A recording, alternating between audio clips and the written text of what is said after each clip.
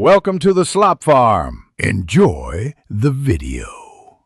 You need a VO LTE-capable phone and an active carrier profile. That's the starting point.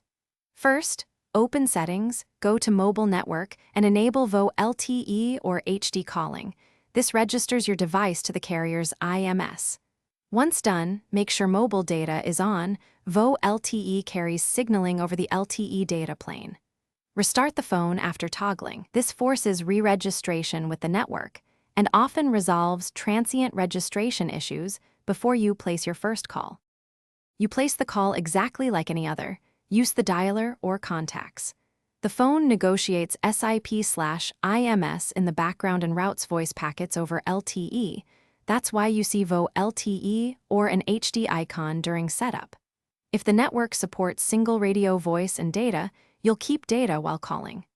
Make sure LTE signal strength is stable. Otherwise, the device may fall back to the legacy circuit-switched voice path, and you'll lose the VO LTE benefits like faster setup and better audio.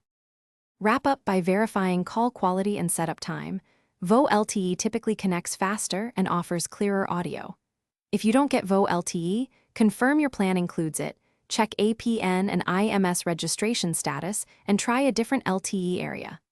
Once done, toggle VO LTE off/on and reset network settings if problems persist. That often clears misconfigurations. If the issue remains, contact the carrier so they can check IMS provisioning.